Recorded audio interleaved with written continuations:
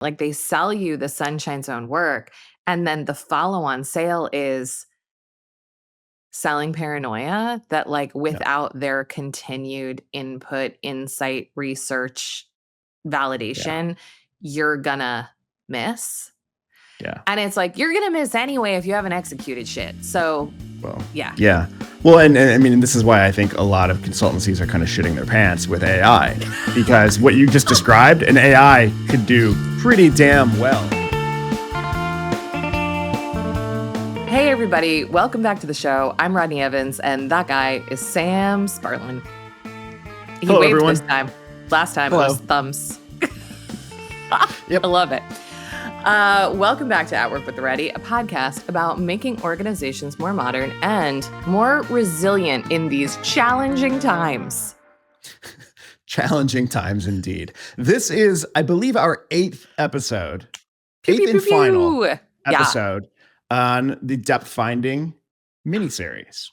Yeah, it's over. We hope you liked it. But before we wrap it up, let's check in. Let's check in. Rodney, what is the warning label on the back of your box? Oh man, I feel like we should answer this for each other. The warning label on the back. There's so many to pick from. It's like a lot of really tiny text that's like so small you can't even read it. There's like exclamation points and like bolded. Yeah, it's the side effects in the prescription pack. There's 1,000. They just keep making the font smaller. I would say the real warning is like, do not engage when overtaxed. Mm-hmm. Like when I am in a state of stress, which I usually am, I will say the positive is I'm not unaware of it. I'm usually fairly in touch with my own emotional state. Right. I mean, that's why it's the label on the box. Somebody had to write it down. So I wrote it down. I wrote the label.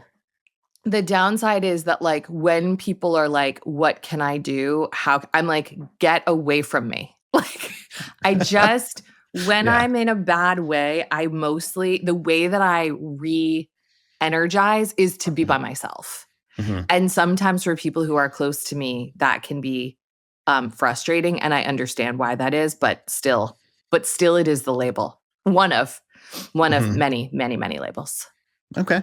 Yeah. That makes sense. What about you? What's your label? Mine is actually a similar. I don't know. Should it be about hair product? I don't know. We both started with saying that we need an extra Post-it note for each of us about the particular way in which we adjust our hair before we start recording. Yeah, which pre-show made me think about product. Yeah, I needed. Yeah. It made me think that I need a different hair product. And so anyway, all right. What's yours? Well, no, I wasn't going to go a hair product route.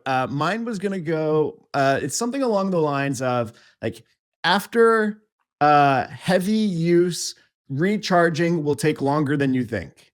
So I was thinking more in terms of like when I have to facilitate something or record a podcast episode or do anything with other people, the recharging time takes longer than ideal in most cases. Like I can do the things, I can be extroverted workshop guy and give a talk, but I'm going to need to shut down for a while. And if I don't get the shutdown time, then performance becomes worse.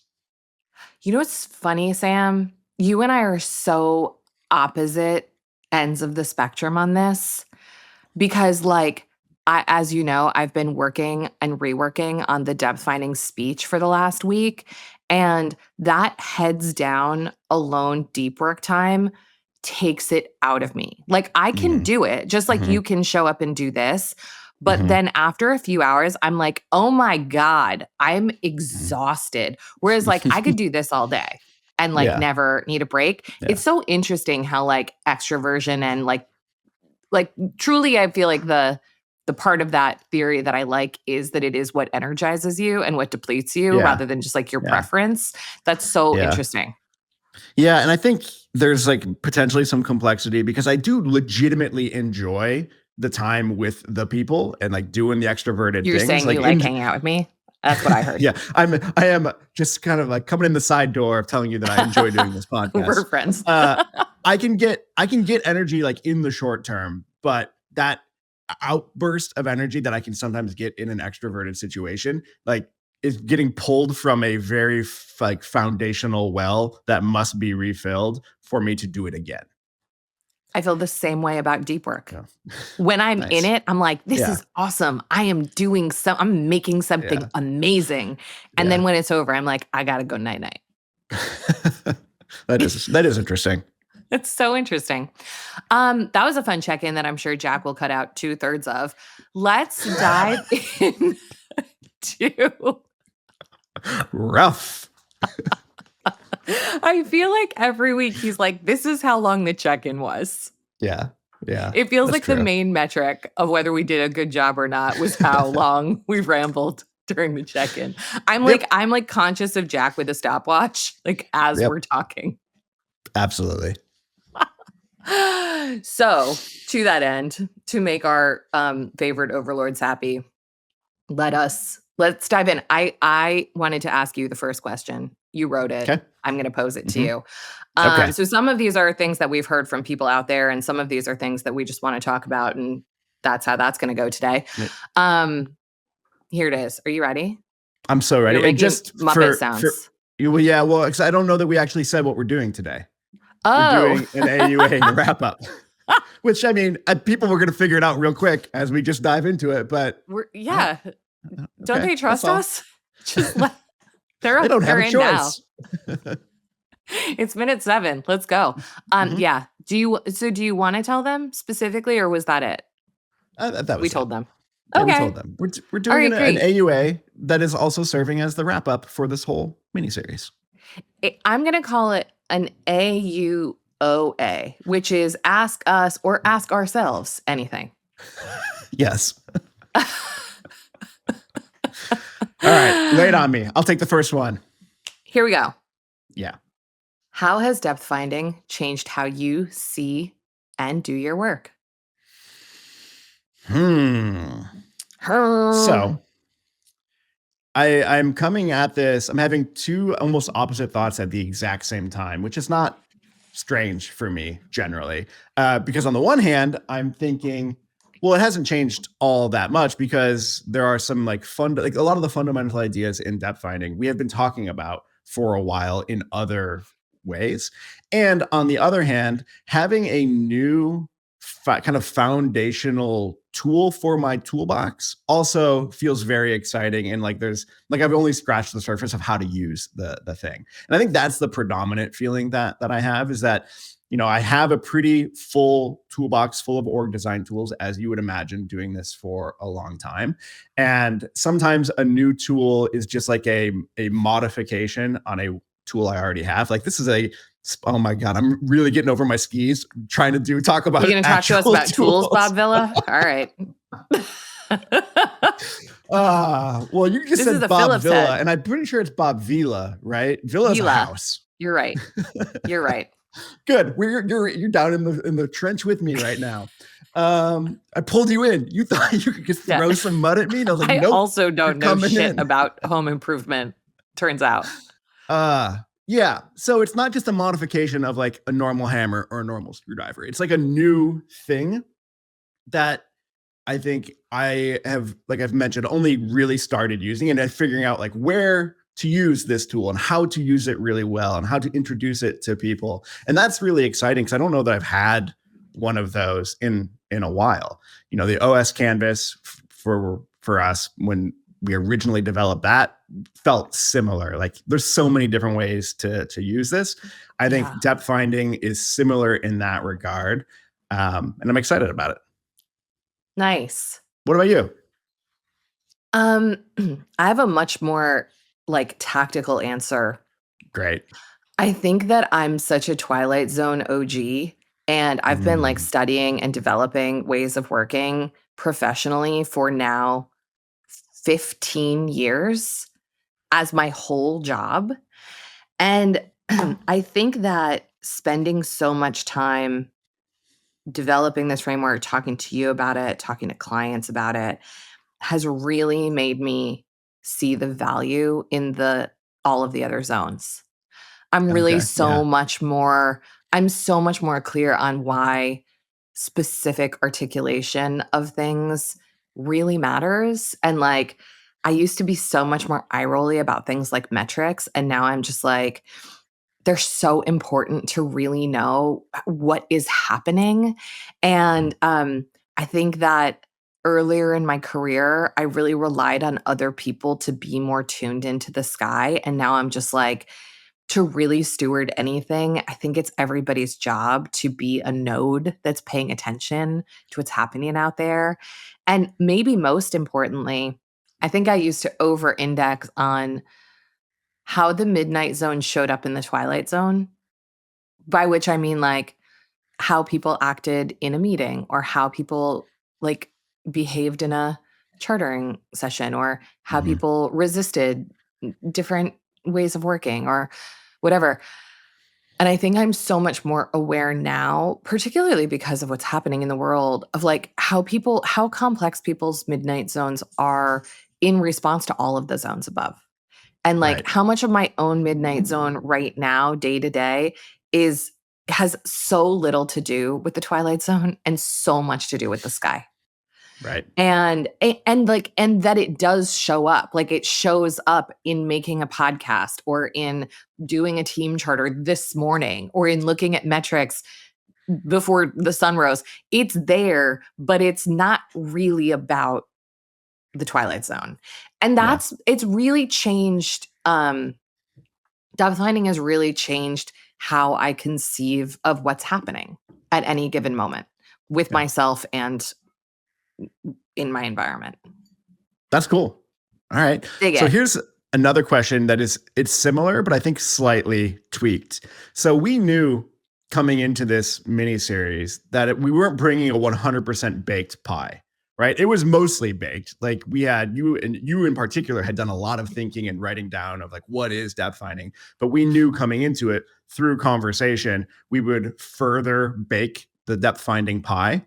And I'm Yeah. curious what do you better understand about depth finding now that we've done this mini series over many months? I mean, I think the big things are that the sky, the sunshine zone, and the midnight zone are read only. The twilight zone is the only one that you can actually edit. The output of that can be in the sunshine zone, but the work of Right. doing it is still twilight Right. zone work. Yeah. I think that I like I knew somewhere in me, but someone said it. I think it was Sarah Kay, and I was Hmm. like, that. Um, that's the main thing that has shifted for me. There's probably 9,000 others, and I'm just like way too close to it to see. Sure. Yeah. Yeah. Yeah. What No, about that's cool. you?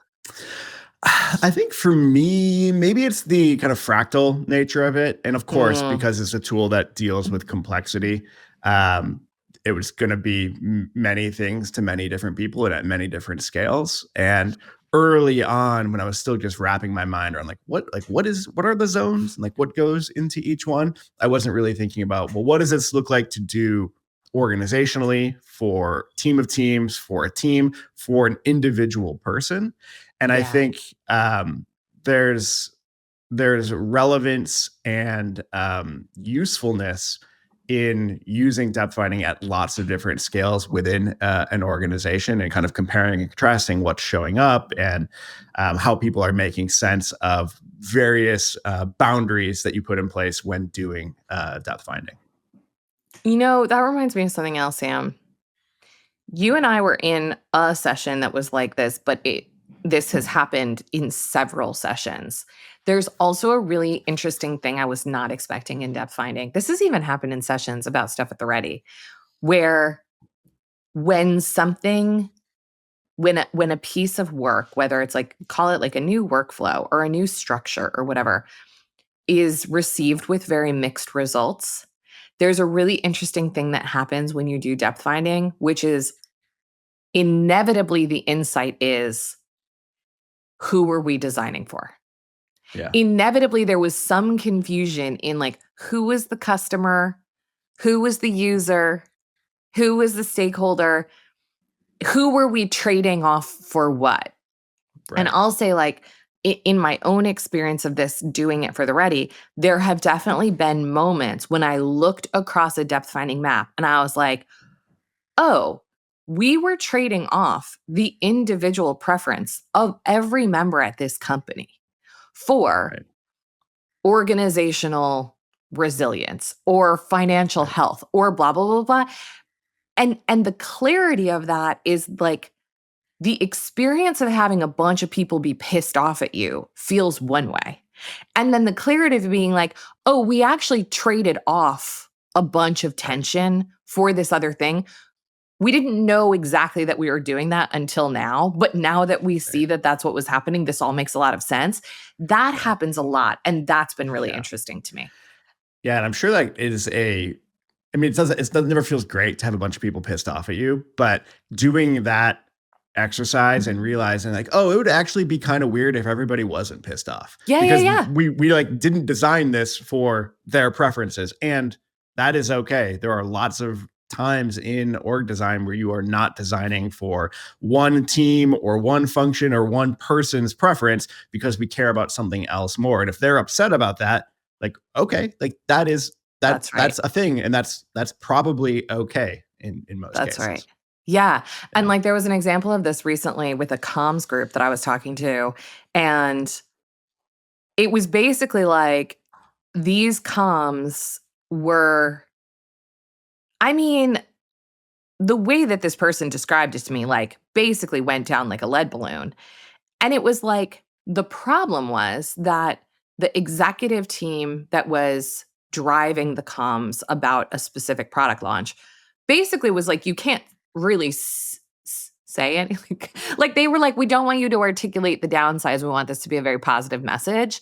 And Mhm. as a result, it came across as being like kind of bullshit. And then a bunch of people who received the message, who were external customers, were like, this is nonsense. And then there was a whole bunch of backlash on social media. And the point is, in that conversation, it was like what became clear when I was talking about it with this person was like, oh, well, you traded off the end customer for the executive, which Yeah. is a choice and is I'm not saying is the wrong choice, but if you knew that that was the choice you were making, then this outcome would not have been surprising. Yeah. And it was, Yeah. because you didn't Yeah. know that you were making that choice at the time. Anyway, Right. it's stuff like that that's been surprising to me. Yeah. Well, that's good. I think just evidence that depth finding it's a good sense finding tool. Uh and maybe that's actually don't laugh at me, Rodney. I get I thought you were trying to say global. Nope. I was Yeah, trying to say no, good tool. Good good sense making tool. tool came out as ghoul. Depth finding is a ghoul. So depth finding is a good sense finding tool. And I think this is a good segue into the next question, actually. So when is depth finding not the right tool, or when does it need to be paired with something else? I'm gonna take the shortest swing because I've been talking a lot. Sure. Um, I maintain, and there are a bunch of people at the Ready who do this, that using the fields of the OS canvas when populating the Twilight Zone is super helpful. So being like, how do we steer strategy? How do we allocate resources? How do we compensate? How do we share information? Like I still think that the OS canvas as the prompts for the Twilight Zone, you can Yeah. use them as the prompts for anything. You can be like, what is our strategy? What is Yeah. our Let's say purpose? I've used it more for Sunshine Zone stuff, Interesting. actually. Yeah. Interesting. I think either way, if like a team if a team wants a like a macro view Yeah. rather than being like this is the comm that didn't work, let's dig into it. If they want a macro view, I think the OS canvas is basically like an amazing set of prompts to fill Yeah. out a depth Yeah. finding map. Yep. What about you? What do you Yeah. I mean, I pair it think with? that Like peanut butter and chocolate, my current favorite snack. peanut butter and jelly is the true pairing. Now I'm just thinking about food because it's right around lunchtime for me. Good old 11:08 Sam, a.m. it's 11 o'clock in the morning. Rodney, I eat lunch at 11 o'clock promptly almost every single day. So weird. It's a problem. So, I mean, because depth finding is a sense making tool, I think you need to pair it with things that help you get to action, right? So if you're just going to depth find, you're going to get a bunch of like ideas about what's going on. You'll better understand the situation, but what are you going to actually do to change the Twilight Zone? What are the Twilight Zone things that you might want to actually do? And that's where things like strategy pancakes, even overs, those things start to come into play. So really any other episode that we've done on this podcast is what I like to pair depth finding with. I think depth finding helps you figure out like what is a move that could be good here. I love that. I think that's really smart. Yeah, I've been thinking about it like the simulation that we just built. The practice for the breakout is use the depth finding map to pull information out of a scenario and understand it. But the debrief is, okay, what experiments would you run based on what you see here? And to your point, now we have 200 and something episodes of fodder for what the experiments are to run. Yeah. I love that. Cool. I'm going to ask you a question. You stop. Okay. Great. Take a break. Take a break by doing the harder part, answering the question. That's right. Listen carefully. Okay.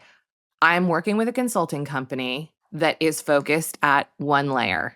I bet we know what layer it is. But I mapped out a cross-functional problem, and I know it lives across all 4 zones. Nothing's happening in the other 3. What should I do? Should we assume for the purpose of this question that it's the Sunshine Zone because it's probably a big consultancy that's making decks and shit or data or strategy or some kind of asset that is pretty and well-researched? Yeah, I think so. I think that makes sense. So where my head goes first is, so if it is Sunshine Zone stuff that your consultants are focused on right now, taking those Sunshine Zone things and either on your own or kind of interrogating, asking questions of the consultants around where are basically what is driving the thing that they are creating in the Sunshine Zone. And then probably you're going to have to do this on your own is like, what do we need to do in the Twilight Zone? If we think that this thing they're creating in the Sunshine Zone is good and we want to, like, for example, like bring this strategy to life, I think noting that the Twilight Zone is empty and the consultants aren't going to do anything about that. How do you kind of grab that domain of work and start creating the Twilight Zone infrastructure that you need for the Sunshine Zone stuff to actually have any hope of having impact in the organization? I mean, I think the fact that you already have determined for yourself that this work is only happening in the Sunshine Zone, that's the first very major step, first realization to make. And once you have done that, now you've got the other zones to start bringing your attention and your expertise and allies to figuring out like what else do we need to do here to make something good happen. Yeah, I think that's really smart. I think the watch out is if you're starting in the Sunshine Zone with something that's been created, get out of the Sunshine Zone as quickly as possible. Sam, to your point. So what I see too often is the deck gets created, the what of the work gets created, and then the next step is more what. It goes from the deck of the what to articulation of work streams, to articulation of milestones for those work streams. And I'm like, It's all sunshine, bro. What are we doing? We're just what on top of what? It's like a hat on a hat on a hat in comedy, you know? Mm-hmm. And so I think to your point, like before you keep on if you're someone in this situation who has some control, notice when the pull is to stay there and be like, we have this plan. What if we started with the op rhythm and actually got into some chartering? We actually got into some like participatory clarity around accountabilities. We actually got into some discussion and the creation of a backlog.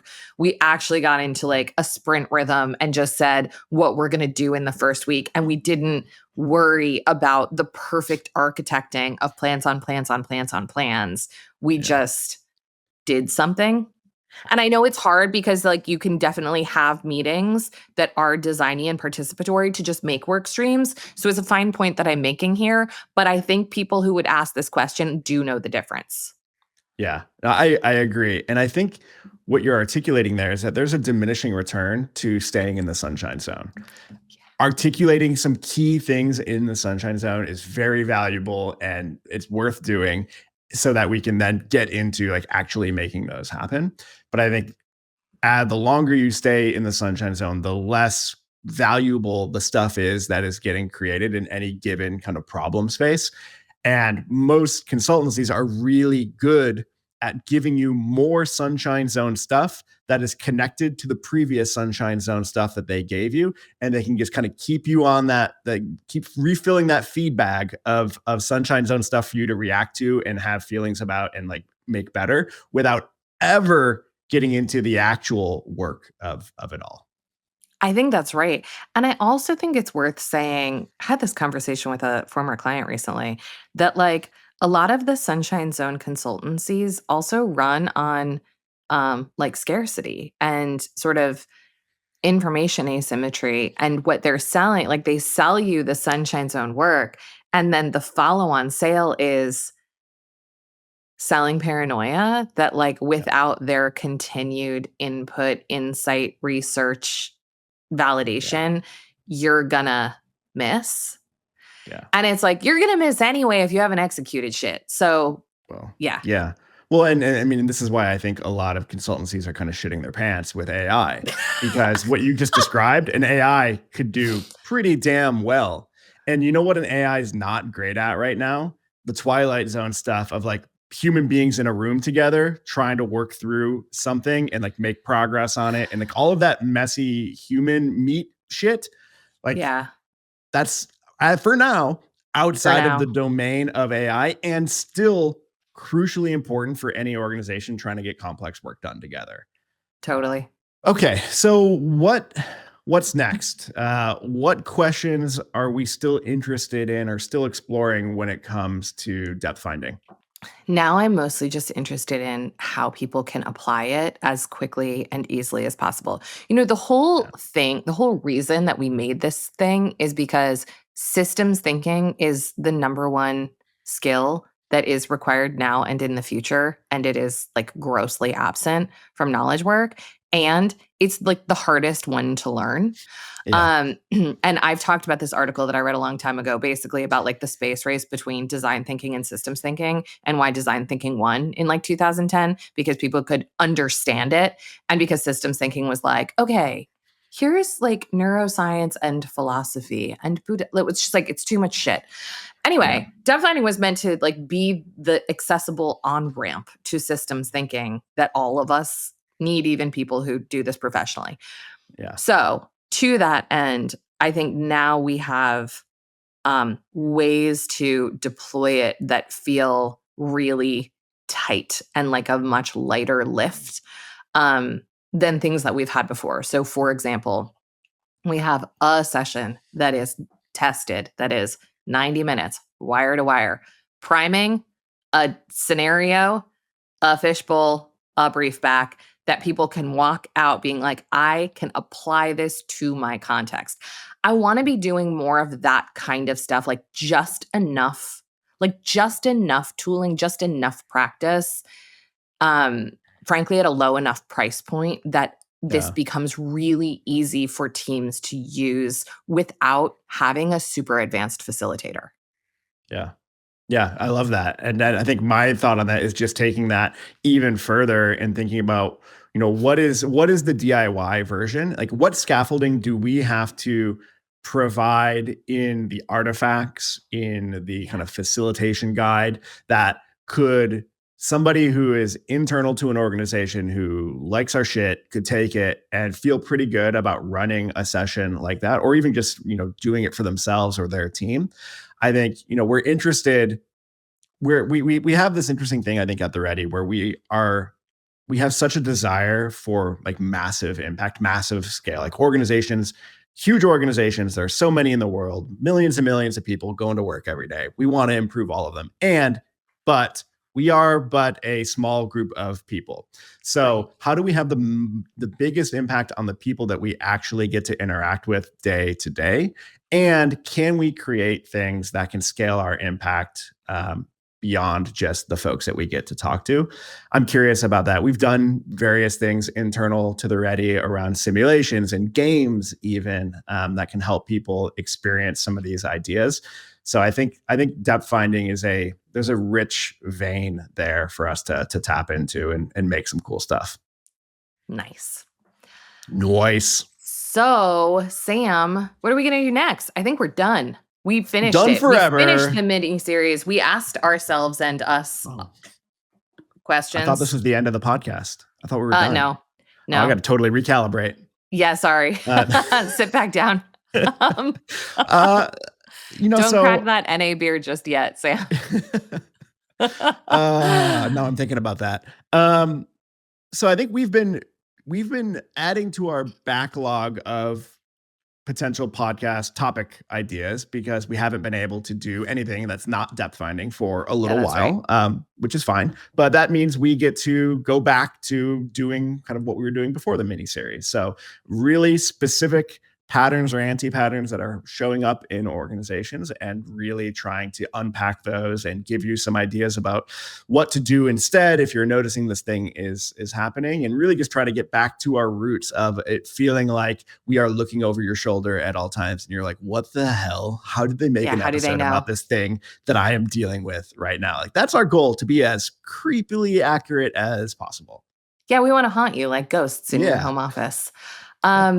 It's going to be like that. And we're going to have some really cool guests in the next few months because we haven't gotten to do one of those in a minute. And I think that the first pattern that I want to dig into when we're back to our regularly scheduled programming is prioritization. Because holy bananas, it's hard right now to decide what to put your chips on. And I feel like everybody I'm talking to is just struggling to choose and feeling really overwhelmed. And so I want to have a like real deep dive into what is going on with prioritization, why it goes sideways all the time, and what to do instead.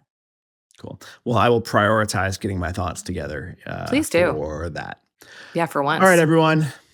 Thanks for hanging with us for this depth finding miniseries. It's been fun. Yeah. If you liked it, please rate and review us on Apple Podcasts. And if you have a gnarly cross-functional problem, like something to do with prioritization or anything else, shoot us an email at podcast@theready.com. The music for this mini-series is Yagadang by BG and Coyote Radio. The BG stands for my old friend from high school, Brian Griffin. You can find the whole album in the show notes, so go show them some love. It's a great, great record. This show is produced by Jack Van Amberg and engineered by Taylor Marvin. Our team at The Ready makes it all happen by solving problems out there to help companies become more resilient, and so that Sam and I can sit here and talk to you about it. Thank you so much for sharing your stories with us, and thank you so much for listening.